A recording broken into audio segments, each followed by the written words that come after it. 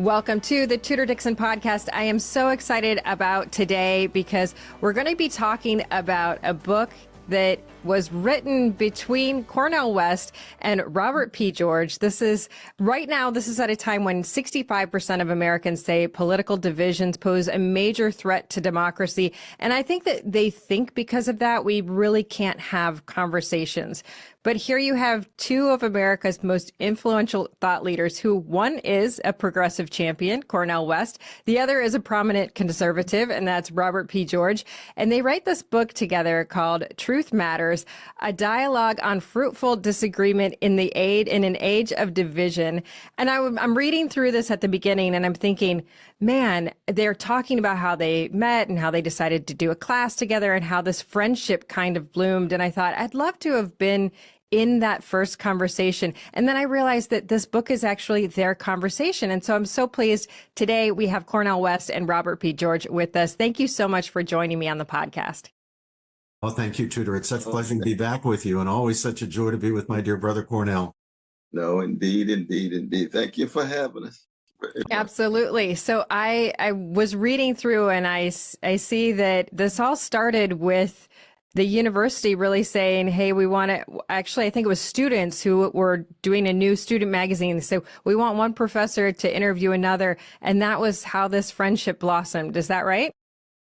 That's correct. We knew each other and we'd been in some faculty seminars for about a decade, really, before a student showed up at my door one day saying that he and his friends were starting a new magazine and they wanted to have a feature of the magazine, beginning with the inaugural issue, be an interview of one faculty member by another. And they reported to me, I was very flattered by this, that they'd asked Cornel West to be the interviewer and he had asked to have me as his interview subject. So we went from a friendly acquaintance relationship to a genuine friendship, beginning really with that interview and then going on to teach classes together several years before Cornel abandoned me and went to Harvard. I still can't figure out why he did that, but off he went to Harvard. He came back one time when he had a sabbatical leave and we taught our course again. But then since we weren't teaching regularly together, we started taking our show on the road and having public discussions at universities and at other institutions all over the country. And indeed the world. We've been in Rome together and in other places. And it's just been such a blessing. Well, but the friendship has definitely stayed intact and more than intact, I would say, as I read through this book and here I'm reading through your conversation because for people who are interested in the book, it really is a dialogue between the two of you. And I think for those of us who are looking in on a university like yours and I'm listening, I'm reading and I feel like I'm listening because I'm reading through the book and I'm hearing you talk about these great philosophers and I'm thinking this is way above my head, but I'm just so pleased to be able to join this even if I'm just reading it. And I think that's the beauty of this book. But we think of you as major opposites. However, when I read this book, I don't see you as opposites. And maybe, Robert, we talked about the fact that you have a foundation in faith, and that is probably the foundation of how you see the world. So potentially your ideas bloom from that, but you do have very different views on the world. So how does this keep continuing to work? But one is that we're able to revel in each other's humanity because we take time and get a sense of who we are, so that we spent this time now 20 years, so it's deeper than friends. We're really brothers. Our families are so intertwined. But Robbie, somebody says what he means, it means what he says. And therefore, when we get to political and ideological disagreements, we've already grounded our connection, human to human, I to thou. And of course, as Christians, it does make a difference. Each of us made in the image of a loving and an almighty God, and therefore open to whatever kinds of disagreements we have. We wrestle with each other, we engage each other, but in the end, we recognize that we're human beings. And you've learned from each other, and I think that's something that was the biggest thing I took away from this book. I mean, at one point you have a whole chapter dedicated to truth seekers, and really it's about truth in general. And you talk about how one another are truth seekers, which I find very fascinating because I think we've become a society that wants to block Well, yeah, I think you even talk about this being the age of feeling. And that is, feeling is different than seeking truth, because oftentimes our feelings make us not want to seek any further. We don't have the courage to go find truth because our feelings, we hide behind our feelings. So how do you go into universities today and teach this next generation to not hide behind your feelings, but to genuinely seek truth? Well, the best way to teach young people, and every parent knows this, of course, certainly every teacher knows it, is by example. You model the behavior that you would like to see your students or your children emulate. And what Cornel and I try to model is respectful, truth-seeking dialogue. Now, there are some conditions for that happening. First of all, the interlocutors, the partners who are in the discussion, have to be willing to trust each other. They have to be willing to trust each other to be genuine truth seekers, so that my goal is not to defeat or humiliate Cornel. I know that his goal is not to defeat or humiliate me. We have differences about political things, but we're on the same wavelength when it comes to the goal of the conversation. What is that? Truth. To get at the truth of things. Now, I'll tell you something about these two guys. Cornel and I are getting up there in years. You're still young, Tudor. But at a certain point, you become very highly cognizant of the fact that we, frail, fallen, fallible human beings, can be wrong about stuff. And all of us are wrong about some things. Every single human being on the face of the earth right now has some false beliefs in his or her head. Now, the only way we're going to move from some of those false beliefs out and replace them with true beliefs, we're never going to get it perfectly, but the only way we're going to make any progress is to allow ourselves to be challenged, allow our views to be criticized, and not take it as a personal assault or a personal attack or an attack on my feelings if somebody disagrees with me. Rather, listen in a truth-seeking spirit and try to learn. Yes, respond, defend your views, see how well they can hold up under rigorous intellectual scrutiny, but don't try to shut the other guy down. Have the basic intellectual humility to recognize that you really are fallible and you can be wrong about some things. And we also have to be aware that we can be wrong not simply about the minor, trivial, superficial things in life. We can be wrong about big, important things. If we look at human history, some of the greatest figures in all of history, the people we greatly admire, have nevertheless been wrong, and wrong on some very important things. Now, do we think we're better than them? Do we think we're made out of something other than the same flesh and blood that they're made out of? Do we think we're immune from mistakes? Come on, we're not. And once you take that on board, Tudor, as Cornel and I do, you're going to be open to criticism and challenge, and you're not going to treat that as a personal assault. When Cornel criticizes my views, that's not an attack on me. He's trying to get at the truth of things. I'm trying to get at the truth of things if I criticize something he believes. And we understand that. So we can have a beautiful friendship. We can have a beautiful relation. We can have a brotherhood. And it's all rooted in that common desire, more fundamental than anything that we disagree about, and that is the desire to get at the truth. Well, in the book, so Cornel, in the book, I noticed that you said in looking for truth, you don't have to have one authority that pushes out all others, which is essentially, it seems like what you're saying right now. And I think that that's kind of how society has changed in the past 20 years. We were talking about how you've really had this strong friendship for 20 years now. But in the past 20 years, I mean, from the time I was in school to today, I see the way my kids see things through a totally different lens than how we were taught. And it is kind of like, well, if this is one answer, then there can be no other answers, but especially in politics. And that's something that I learned, I think, the hard way, is that there is no sitting down and discussing with one another when you are running a race. I think that then, because politics, when it comes to running the campaign part of politics, becomes so nasty, and there are ads that say there is only one truth, and this is nothing else can be, it's got to be black and white. There's no gray area. It's got to be this or that. It creates this division in society, and those campaigns have become such a part of our life that I think that once people get into government, those barriers, those walls, that black and white decision is still up, and that's preventing society from moving forward in a good way, because these discussions don't happen between one party and the other once you're elected, or they're not happening enough. What did you find that same thing when you were running for office, Cornel? Well, very much so, very much so. And I think, my dear sister, that that's part of the spiritual decay and moral decadence. That is to say, that anytime people think that they have all the truth on their side and the other side has nothing but lies and evil, then you're pitting people against each other. And usually in the background is just organized greed and weaponized hatred. I mean, the history of the species is organized greed and weaponized hatred and institutionalized indifference toward the vulnerable. But Robbie and I, we say, no, we come out of the Socratic legacy of Athens. What does that mean? Mustering the courage to think critically. An unexamined life is not worth living.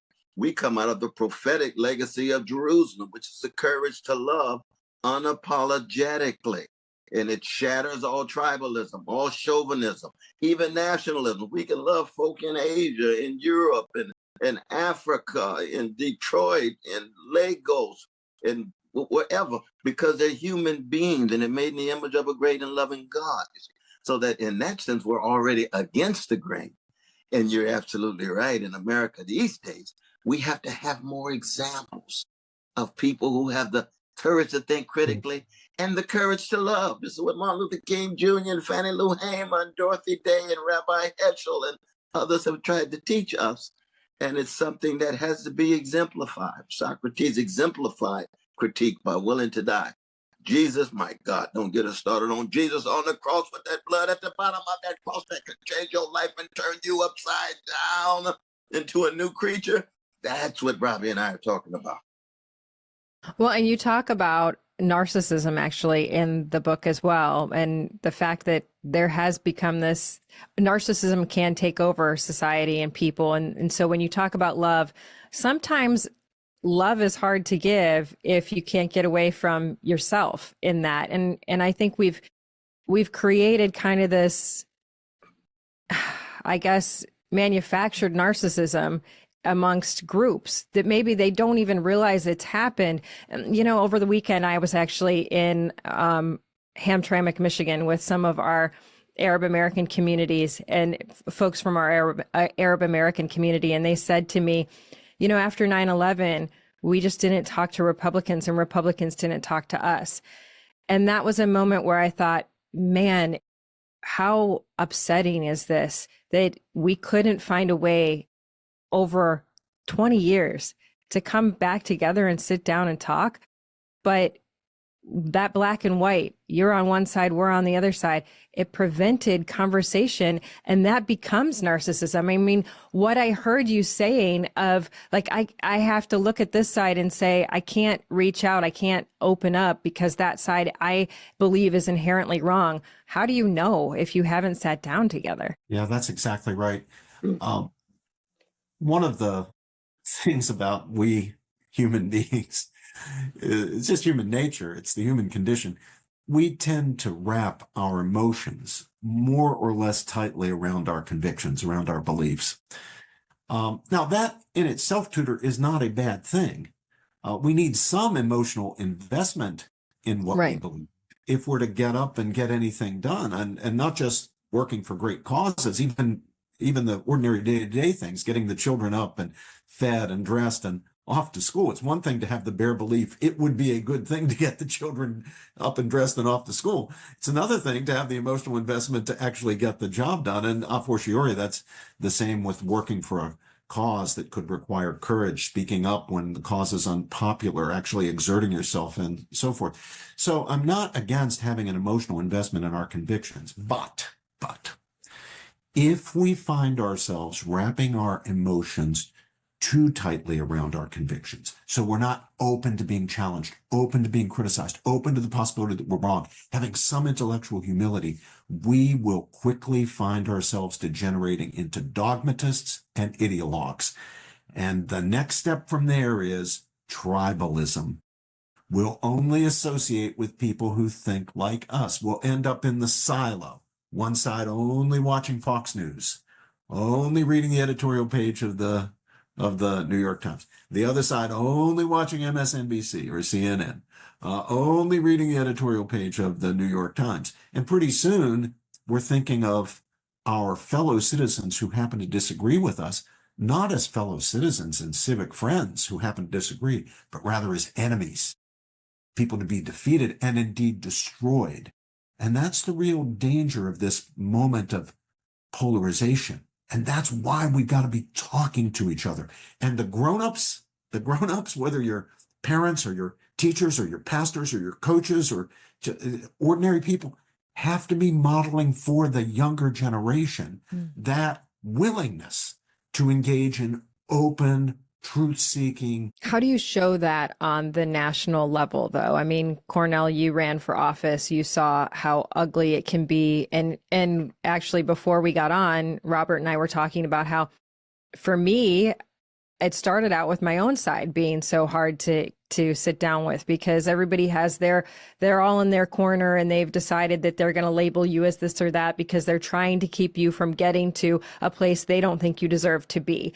And you battle your own side, and then you get to the next side and you're battling that side. And ultimately you come out bloody and damaged, and you haven't had the effect that you expected to have because you never got to the point where you could sit down and have those conversations.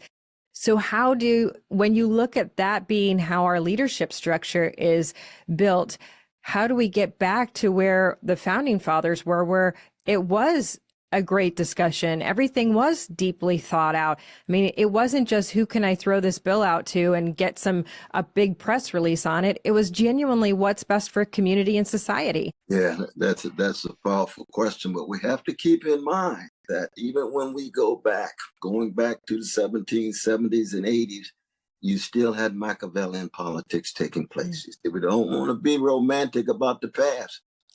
That's a name calling and finger pointing and undermining going on in politics, because that is the nature of a sphere that puts power at the center. Power, political power, economic power. Now, I believe in spiritual power. I believe in a moral power. And therefore, we hold on to the moral and spiritual power in those spheres, which means it's cruciform. You're going to get crucified. You're going to get trashed. You're going to rebuke. You're going to get scorned. But you got something bigger than what's coming at you. And that's what's important. You falling back on the joy that the world didn't give you and the world can't take away. You falling back on the love that the world didn't give you and the world can't take away. Now, if you don't have that, you completely succumb to the chicanery of Machiavellian politics. But if you do have that spiritual and moral power, it can never be crushed. Are there people from the past, though, that you do think that there are benefits from that you can learn from? Because I think you put that in the book as well, that you have to go through and learn from the past, and there are good parts of people, and then there's obviously things that you have to teach. But today, I think oftentimes we're like, oh, we're going to throw the baby out with the bathwater because there's something that we don't like. They don't fit the mold of present time, so we can't learn about them, but we have to learn about them, correct? Well, absolutely. And there are models. I mean, nobody's perfect, obviously, and we shouldn't glamorize the past or figures from the past, but we should recognize that there are genuine heroes and there are people we can learn from and people we can emulate. Let me talk about a couple. One, George Washington. Now, when Cornel was just talking about Machiavellian politics going all the way back to the founding, I immediately thought, Cornel, you'll recognize this, of the election of 1800. The bitter. It was, if anything, worse than what we have today. I think the only polarization more extreme than what we have today is that at the time of the Civil War. But if you'd ask in American history, what's the second most polarized point? I wouldn't say 2025, as bad as the situation is today. It's very bad and worth worrying about. It was 1800. We almost lost the country. The Federalists were in power, John Adams, the Democratic Republicans under Jefferson, also known as the Jeffersonians, they were challenging the Federalists for power. When the Jeffersonians won, Thomas Jefferson elected president, it was an open question, Tudor, whether the Federalists would allow the peaceful transfer of power for the first time in a democracy. Democracy is very new. They called it Republican government. They preferred that word to the word democracy, which had some negative connotations to them. But the first time power really peacefully transferring in virtue of a genuine election, and the bitterness of the campaign, the dreadful things they said about each other, the slander and libel going forth in both directions, and beyond even what we are seeing today. But Washington stood above that kind of thing. He somehow managed to win the respect of people across the spectrum. And if for as long as we had him, he was able to hold the country together, hold the warring factions together. Now, famously, he warned against political parties because he knew that polarization would come. But I think the truth of the matter is that political parties and polarization are inevitable. So even the great Washington couldn't stand up against it. But nevertheless, he was the model and he was the indispensable man. Had he not been there at that time, this whole thing would not have worked. We never would have gotten the American founding. Second, figure like Frederick Douglass. Frederick, born into slavery, became one of the great thinkers and one of the great orators. And a person who had to wrestle with the question, what should my posture as a black man, as a slave, be toward this experiment, this democratic, so-called democratic experiment? Is it really a democracy, Douglas is asking himself, or a republic, to use that again, the language preferred by the founding generation, given that we've got this horrible practice of slavery? And there was a time in Douglas's life when he thought that the Constitution was what William Lloyd Garrison said it was, a pact with hell and a covenant with death, the work of the devil. And yet he came around to seeing that our constitutional system, although it's conceived without our abolition of slavery at the beginning, is the road forward. It will pave the way to the full blessings of liberty for all. Not two classes based on race or anything like that, liberty for all. And then other people I'm thinking, people who stand above the ideological divide that we see today. I'm thinking of Fannie Lou Hamer. Cornel mentioned her earlier. She's a great figure, towering figure in the civil rights movement. Now, Fannie Lou Hamer was one at the same time, she would be considered a progressive today because of her views on civil rights, and she would be considered a conservative today because of her profound pro-life witness. She doesn't fit into a category where we think, well, we got to think this way because this is what our tribe believes about this issue and that issue. You got a woman like Fannie Lou Hamer who thinks for herself, and she doesn't come down based on where her partisan ideological camp is supposed to place her. She thinks through these issues and she comes down where she comes down based on her own best judgment. So I think these are models that our young people should know about. And Cornel, do you have anything you want to add to that? Well, I would say that one of the signs of a declining empire is when the precious younger generation don't have access to the best of their own history, the best of their own heritage. If what is available to them is simply truncated options that do not put a premium on integrity, honesty, decency, courage, and love, you can rest assured that the society is sliding down the slope to chaos. When you have a collapse of civic courage, and this is what you get in politics, right? A collapse of civic courage, well, what takes the place of it? Well, we human beings are human beings. Anytime there's a vacuum, it's going to be filled by something that is less than mediocre. The benchmark of spiritual maturity is always humility and unstoppable joy. And tied to that is tenacity, moral, spiritual witness, regardless, in the world, but not of the world, and nothing can stop you. But it's interesting because I look at young people today and I think they're so connected to their phones and their iPads and everything else, and they get their information there. And here I listen to you talking about all of these great philosophers and writers of the past that have shaped how we think today. And I said something to my girls about, well, don't you have to go to a library to research that? And they're like, a library, Mom? We're just going to look it up on the internet. And I'm like, but you have no idea if what you're looking up on the internet is actually true. How do you know what you're researching for your research paper? So how do we get people back into that mindset? Or how do we, I guess we're always today looking at ways to recreate the way we grew up. And I hear parents all the time saying, we've got to take cell phones away.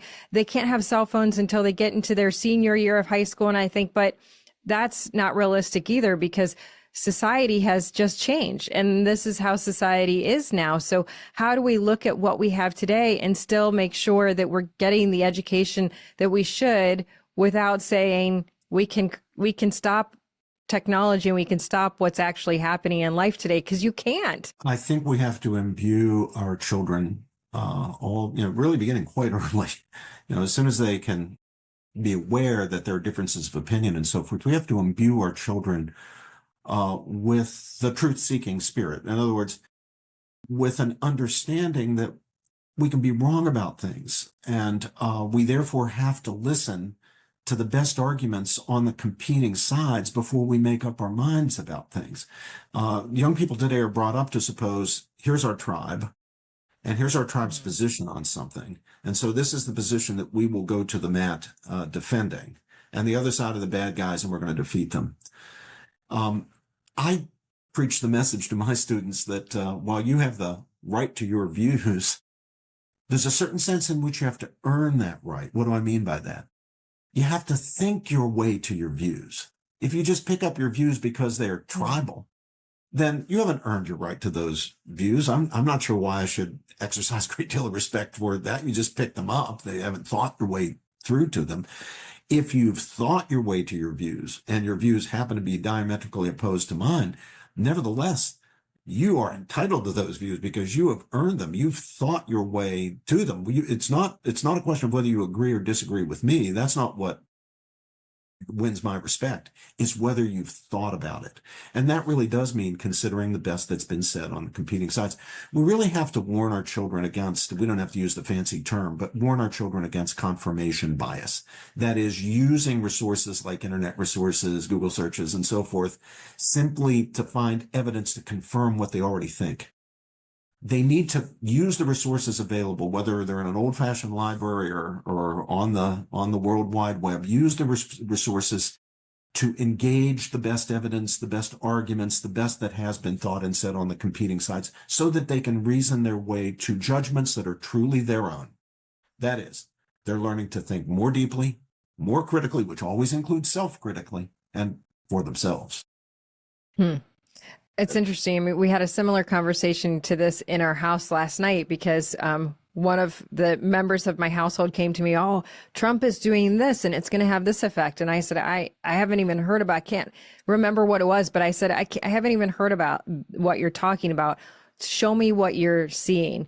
And they pulled up one website and said, look, this website says that doing this is going to have this effect. And I said, okay, well, are there any other people who have talked about this at all? Well, I don't know. I just read it here. And I said, but this is where I think we need to look and see, is there another thought? Is there someone else that thinks something different about how this policy will affect the country?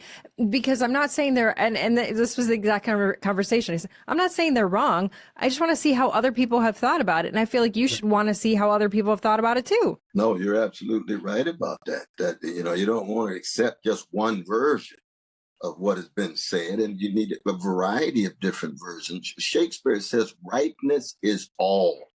And what does he mean by that in King Lear? He means a wise judgment and a loving soul is a result of a process of maturation, of growing up. If you're 25 years old, you're still reading Dr. Seuss, time to break through, time to make a breakthrough. But once you have that, you can go to the internet and find a whole host of fascinating things, competing views, Socrates, Jesus, Martin Luther King Jr., Toni Morrison, Herbert Melville. There's a lot of good stuff on the internet, but you have to approach the internet as a wise and loving soul. If you're bringing a narcissistic self to the internet, you're going to end up with narcissistic information. So it's that shaping of the soul that Plato talks about with such wisdom in the Republic. That's at the core of what it is to be a person of character, let alone a person of civic courage in a democracy in trouble. That's so true. And I think it's important, Tudor, that we learn from our mistakes. I can give you an example from my own life. I'm embarrassed to say it, but it's true, where I made a terrible mistake a few years ago. I saw on the internet that video that was viral about the boys from Covenant School in Yes. Kentucky who appeared to be harassing an American Indian man on the, I believe it was on the steps of the Supreme Court or something like that. Well, I saw that, and to my eyes, it looked like they were disrespecting that man. They were being abusive toward him. And so I fired off, I didn't think, I didn't check. I fired off a tweet, went on my social media accounts and said something condemnatory about those Covenant kids. And of course, within a day or two, we got the whole tape. And we could see that those young men, as it turned out, were completely innocent. That they had not harassed or in any way abused that man. And so what I had to do was, with my tail between my legs, post again saying, I've now seen the full tape. I made a mistake. I jumped the gun. I condemned those kids. I actually wrote a letter down to the school apologizing to the students, asking the principal to share this, because I'd been one of the people who on the internet had condemned those young men. But I learned a lesson from that. Check. Don't just take a first impression.